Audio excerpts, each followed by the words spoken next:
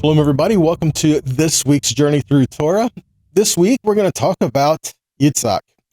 Now, we're picking up in Genesis chapter 26, and what we find when we start off in this chapter, there is a famine in the land. Now, this is not something that when we read through the scriptures, it only happens once or twice. I mean, throughout the lives of the patriarchs, the matriarchs, they each experienced famine. They all had severe things in their life.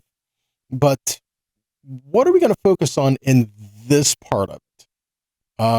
We're going to see how Yitzchak overcame the famine. And what we really learn is that it's really not anything that he did different than what anybody else around him was doing. What we find is that Yahweh had blessed him for the sake of covenant. Yahweh had blessed him. What we read is Yitzchak said, okay, what am I going to do? There's a famine in the land. Do I go back down to Mitzrayim, or do I stay here? What's going on? What should I do here? And Yahweh told him, stay where you are, and I will bless you. And I will bless you. And he said, I will do all these blessings for you, all these, because Avraham obeyed my voice. He kept my Torah. He did all of these things. And we know that he had this tremendous relationship with Yahweh, and he was called a friend of Yah. But what we have in this parsha is Yitzchak had the benefits of covenant extended from Avraham.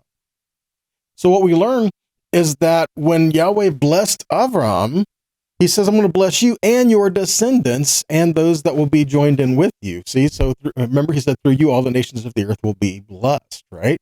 So this blessing extends beyond Avraham. And we find Yitzchak in a time of famine, he still plants and still does, like we said, like what everybody else is trying to do. However, he was blessed, and Yahweh blessed him in all of these things. And he had, we're going to get into the story about him digging the wells, but he had water when he needed it. And as you know, living in the desert, you need water. I mean, even just normal circumstances, you need water. Now consider there is a famine. How much more do you need water? I mean, water is life, especially in the desert. If you don't have water, you're not going to live very long. Okay, you're not going to grow anything, and your animals, they're going to die, and you need water to live. So this was something that wasn't just extra or additional. This was something that was a necessity of life. And when you get down to a situation where if Yahweh has blessed you in that, and then what happens if others around you who are looking at what Yahweh is blessing you with and saying, well, how come I can't have that? Instead of maybe joining with and being part of a blessing and joining with one another and helping, and can you imagine if Yahweh blessed Yitzchak and he would bless all that Yitzchak did, and if he joined with all these other people, then I would imagine whatever city or region that Yitzchak lived in would be blessed because he was there, much like Yosef. Yosef says that like Potiphar was blessed because Yosef was there. That was from Potiphar's own mouth. So there's some few things to get in here. Do you desire to join with those that Yahweh is blessing for the sake of joining with Yahweh? Or when Yahweh is blessing, do you look and become jealous, envious? How come I don't have that? Well, maybe you can, but you got to change your attitude, right? So let's look at a few things here. So we're starting in Genesis 26, starting in verses 12. We're going to go through 12 through 16, really. But first off, starting in Genesis 12 through 14. So Yitzchak planted crops in the land. Remember, it's a famine. And he reaped that year 100 times as much as he had sowed. And Adonai had blessed him. Man became rich and prospered more and more until he had become very wealthy indeed. He had flocks, cattle, and a large household. And look at this. And the Philistine envied him. See that? So it's not a matter of saying, this man is blessed by his God, blessed by Yahweh, and how can we join with this man, and how can we find out what he's doing, and what God does he serve, and all any of that? No. So they become jealous because of Yahweh is blessing him, and what they desire to do, they want to bless him? No. They want to join with him? No. They want to serve his God? No. They want to take it from him. See, that's what envy, jealousy, and strife, all of this. It's the kingdom of darkness. It's the way the kingdom of darkness operates. It's not the way Yahweh's kingdom operates. So what did they do? So we keep reading. Verse 15. So now the Philistine had stopped up and filled with dirt all the wells his father's servants had dug during the lifetime of Avraham his father. Avimelech said to Yitzchak, "You must go away from us, because you have become much more powerful than we are." See, the Philistines envied Yitzchak, and then they stopped up the flowing water. They stopped up the wells that Avraham had dug. And so when Yitzchak comes to the area and he's digging the wells, why would they stop up the wells? I mean, this is ridiculous, right? No, it's kind of like the idea of, well, we can't, if we can't have it, you can't have it either. You know, and it's like, no, you're becoming too prosperous to be among us. You need to get away from us. Now, granted, this would have been a good idea anyway, because they were jealous and envious of him. He doesn't want to get attacked, right? So, but they're pushing him out. Okay, they're pushing him out, pushing him away, because Yahweh is blessing him, and they're jealous. So they're pushing him out, pushing him away.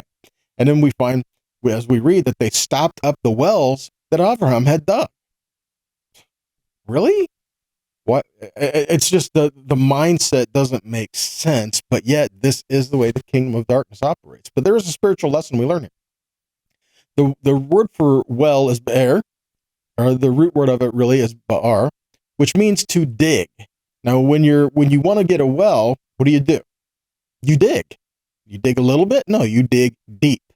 So the idea for this is also to dig or to engrave. And we also get the words to make something plain or to explain something thoroughly. So the idea here is that when you engrave into the earth, you go deep enough, you're going to hit water. And that teaches us a spiritual lesson, doesn't it?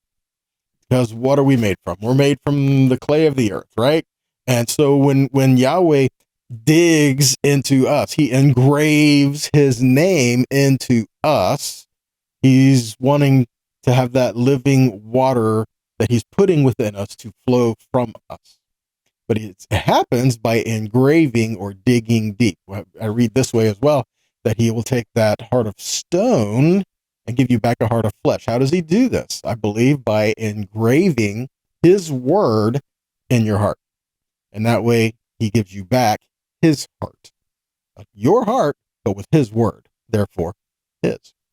So you're engraving, much like engraving on stone or on tablets, like we had said. It's the same words that are used here.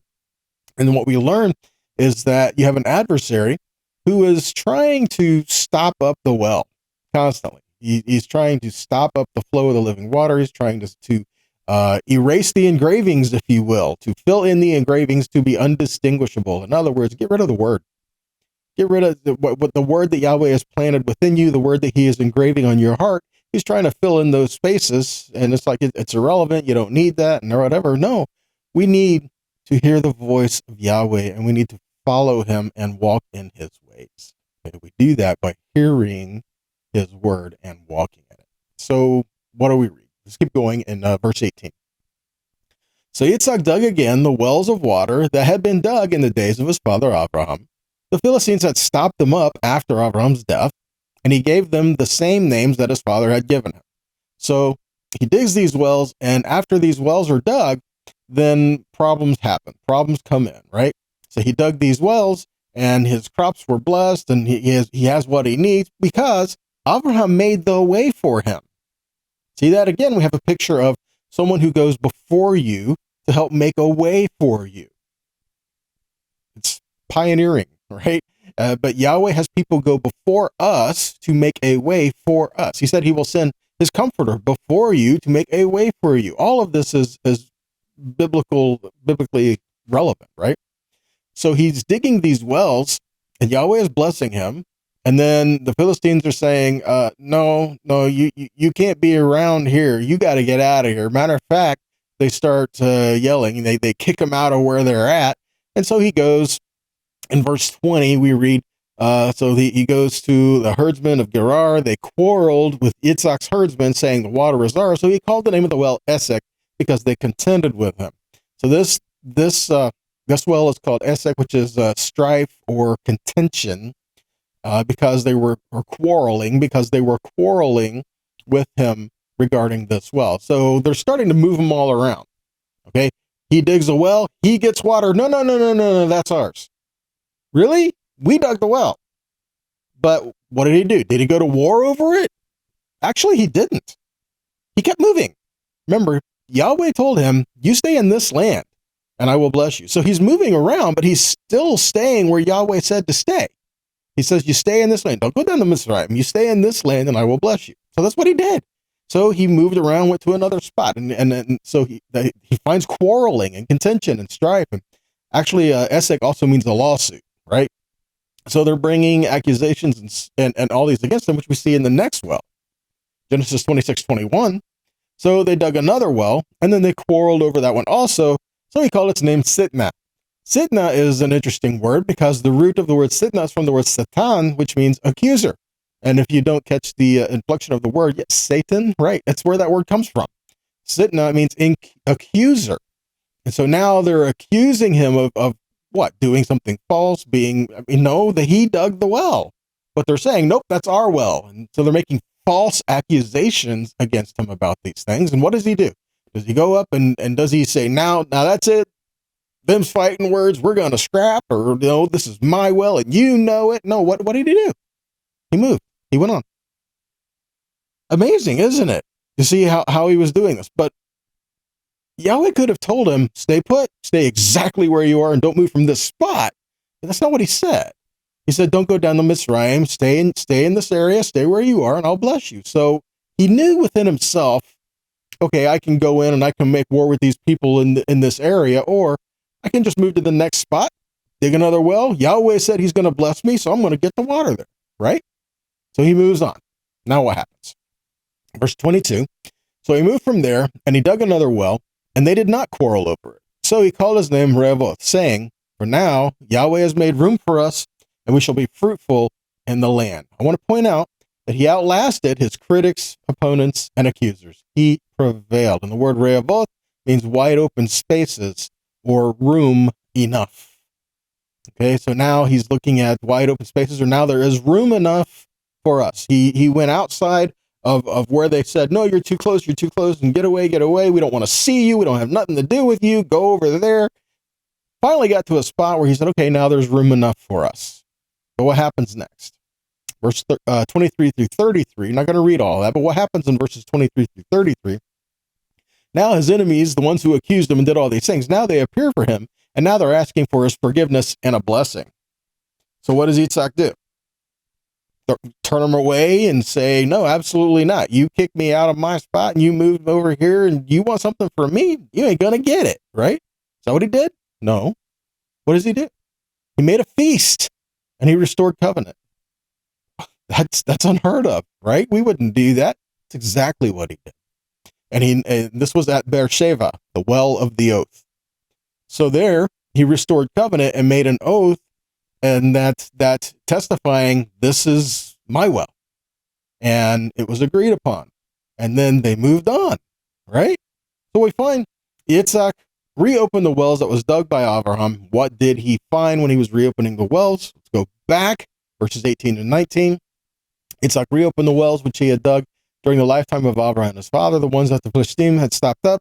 After Avraham died, he called them by the names his father used for them. So Yitzchak's servants dug in the valley, and they uncovered a spring of running water. They uncovered Maim Haim, living water, a spring of running, living water, fresh water.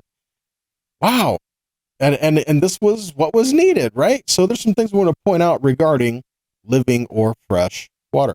Jeremiah chapter 2, verse 13, we read, my people have committed two evils. They have abandoned me, the fountain of living water, and they dug themselves cisterns, broken cisterns that can hold no water. Interesting thing about that is, would you rather have a well or a cistern? And really, if you can do both have their uses. Both could be needed, right?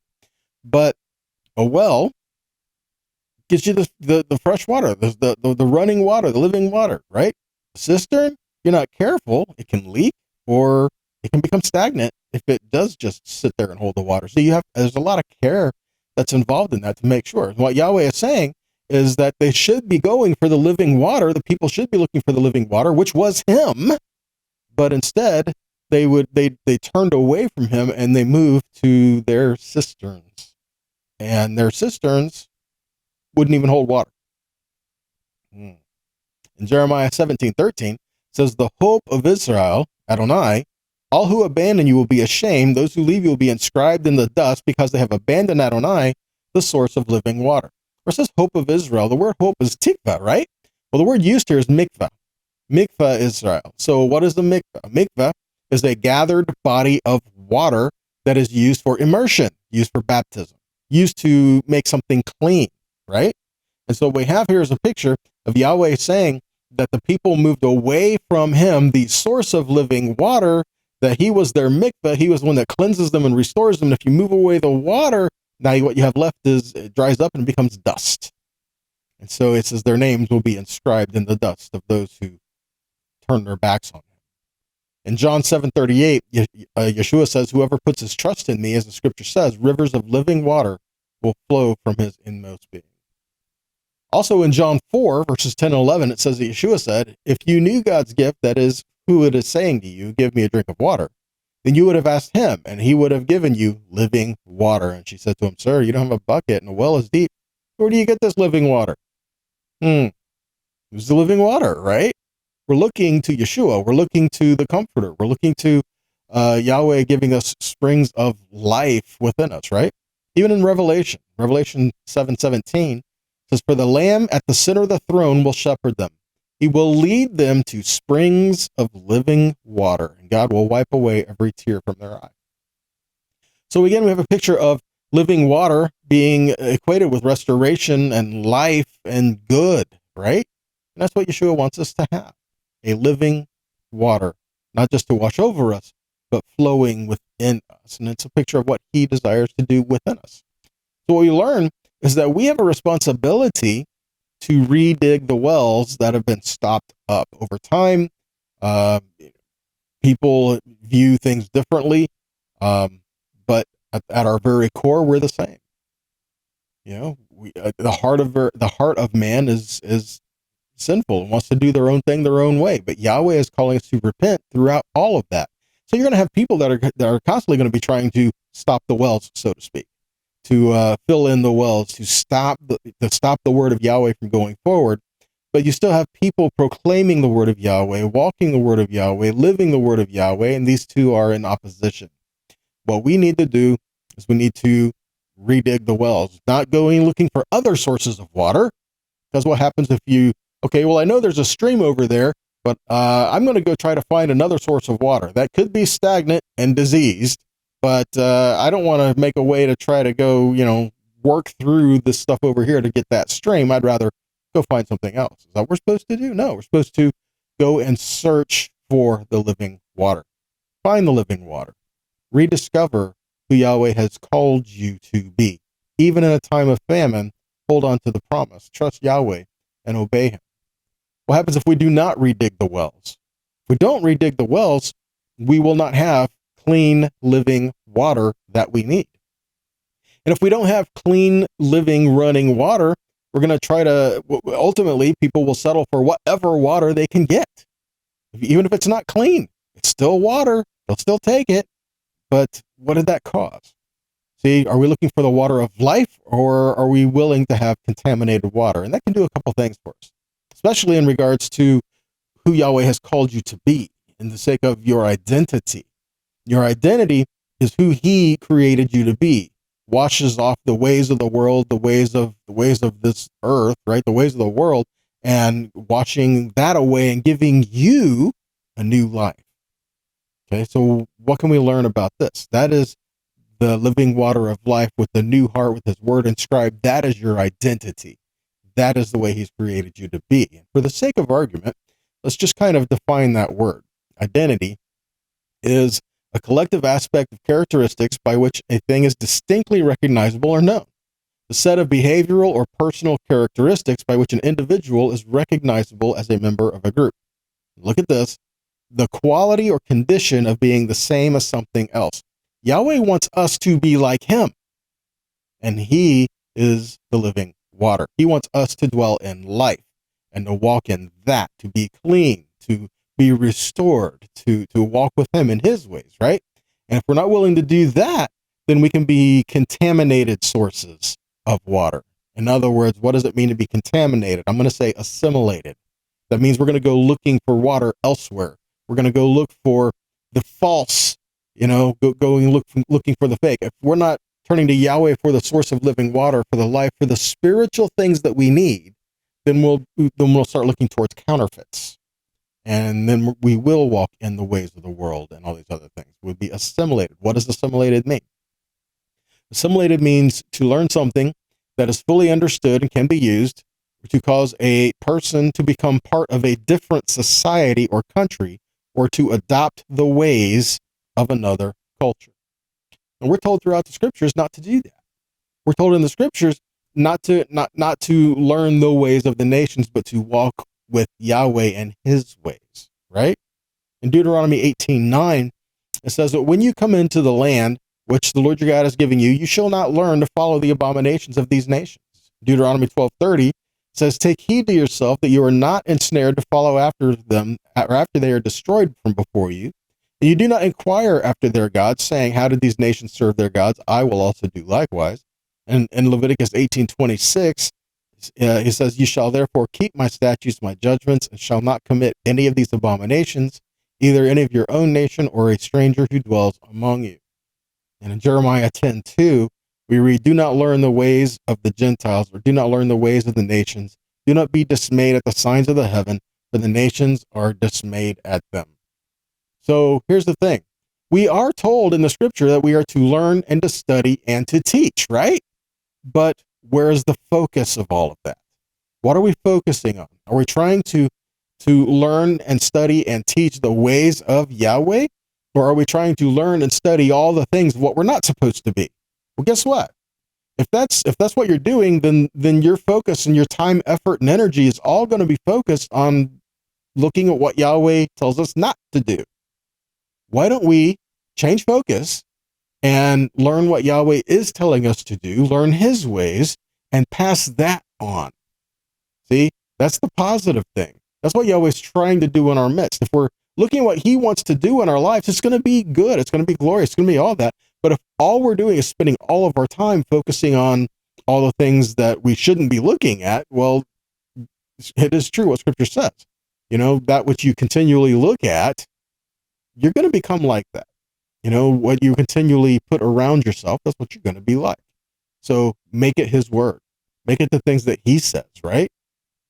In 2 Timothy 2:15, says, do your best to present yourself to God as one approved, a worker who has no need to be ashamed, rightly handling the word of truth.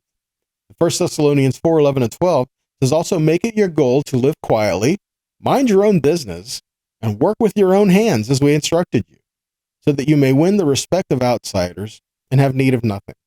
And Proverbs 22:6 says, train up a child in the way he should go, and when he is old, he will not depart from it. Again, now we're talking about you doing this, you following in Yahweh's ways, and teaching it to your children.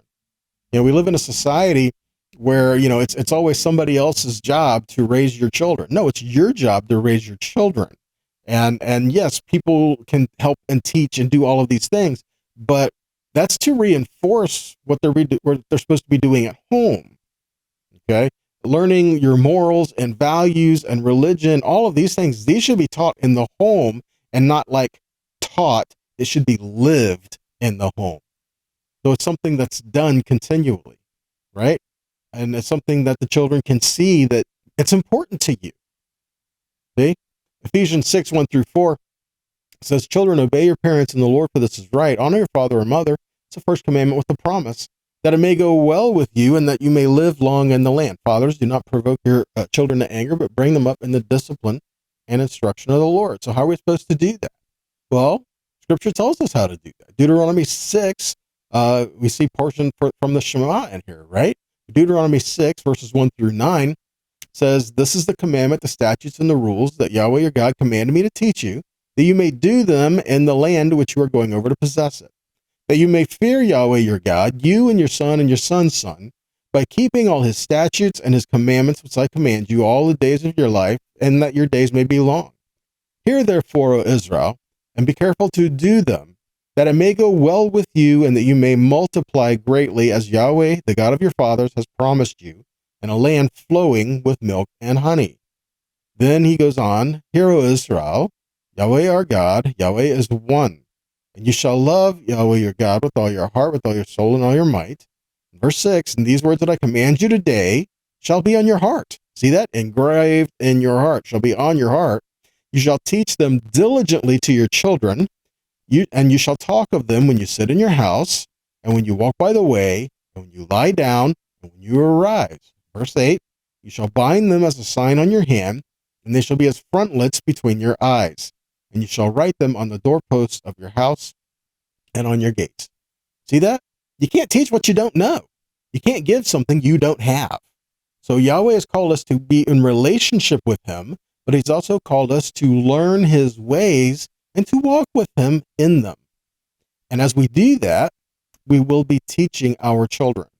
You know, if we're sitting there and we are reading through the scriptures, our children are there seeing us do it, read it to them. You know, if you're praying, they come with you, pray with them. If you are listening to a teaching from somebody else and they're there with you, help explain it to them. What are you hearing? What's going on? And make it a part of everything that you do, because it's not just something you do, it's actually becoming a part of who you are. When the word is in you, it's being engraved within you, it's changing you, so that way it's becoming a part of you. It's changing who you are so that you will be more like the one that you serve, more like Yahweh, okay? More towards what he is desiring for you, okay? So we are to be planted, then we are to mature, and then we are to teach the next generation. We see this in Psalm 1, verses 1 through 3. It says, Blessed is the man who walks not in the counsel of the wicked, nor stands in the way of sinners, nor sits in the seat of scoffers. For his delight is in the law of the Lord, and on his law he meditates day and night. And he is like a tree planted by streams of water that yields its fruit in its season, and its leaf does not wither, and all that he does, he prospers. See that? So again, planted by streams of living water. So a tree that's planted and its roots go deep, and that water that's flowing through there, the stream of living water, it's going to benefit that tree. And it's all going to grow and become strong. And then it's going to be giving life to others around it. You know, giving shade, giving comfort, and giving life. If it's a fruit tree, it's going to give fruit, right? So all of this is what we're looking at. And we're going to grow and going to mature. And again, using the tree as an example, when you plant a tree, really it's not for you, is it? When you plant a tree, it's for your children, because it's not going to grow in its fullness and going to really be what it should be in like 5 years. You're planting it for the generations after, right? So what should we be? Well, we should be vessels for living water. We should be the vessels for a well of living water. Not a cistern that just pours water in and water just leaks through, or it's a really good cistern and it doesn't leak, the water just sits there, and if you're not careful, it can become stagnant. So what should we do? Do we want to be a well, or we want to be a cistern? Well, I want to be that river. Well, the wells tap into the river, right? So the well gives that source of life so that the people can draw from the well as they need the water. Cistern, it's good to have water there when you need it for do that. You can help with the crops and stuff like that. But ultimately and eventually, if you're not putting water in it, it's going to run dry. So that stream of living water that taps into that well, that's what we want. So that's what we're looking for. We're looking for the living water to flow to us. We read, again, we read earlier in Revelation, chapter 7 and in chapter 22, we read about this water of life, this living water that flows from the throne of God, that's healing for the nations and it's good for the people. All of this is things for us to learn from. That living water, that river of life that flows from his throne, what's that for? It's for us. And it's for us to share with others. So we do that how? You do that by digging the wells. How do you dig a well? You start just digging. So what do we mean by this? To get into the word. You start just by reading. You start a little bit. You just start reading. And then when you get some good areas that you're looking, you're like, oh, what does that mean? Well, then you dig a little more. You start to break it down, and then you dig a little more. You keep digging. Let that water come through you as you are digging into the word of life, that it gives you the water of life, right? Of course, we know that ultimately we're looking to Yeshua, who is the source of living water and leading us again back into the throne of Yah. So there's a lot to go in here, and once you start going through this, it kind of becomes a little cyclical. But that's what we're looking at, the wells of water, the wells of life, and all of this flowing together to give glory to Yahweh, because he gives us life, and in that we give him thanks, and we give back to him, and then he continues to bless. So again, it's all pictures of relationship and what he's doing for us. Okay, so guys, that's all we've got for you today. I pray that this has been a blessing for you. I hope that it encourages you. I hope it challenges you as well, and that we just learn the heart of the Father in the midst of all these studies. Okay, so until next time, be blessed, be a blessing, and shalom.